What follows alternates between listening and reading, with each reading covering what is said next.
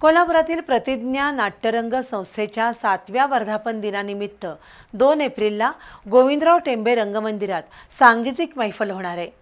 सापडेना वाटजांना हो तयांचा सारथी या नावानं होणाऱ्या मैफिलीतून जमणारा निधी गरजूंना दिला जाईल असं प्रतिज्ञा नाट्यरंग संस्थेचे प्रशांत जोशी यांनी पत्रकार परिषदेत सांगितलं।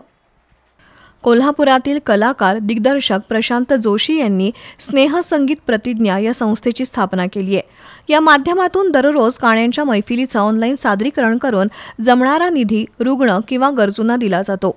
प्रतिज्ञा संस्थेच्या 7व्या वर्धापन दिनाचं औचित्य साधून 2 एप्रिल रोजी देवल क्लबमधील गोविंदराव टेंबे रंगमंदिरात सांगीतिक मैफिलीचं आयोजन करण्यात आलंय।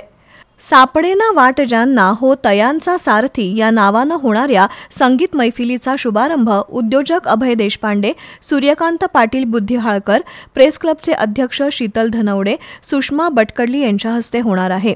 हिंदी, मराठी चित्रपट गीतांवर आधारित या कार्यक्रमात 22 गायक कला सादर करतील।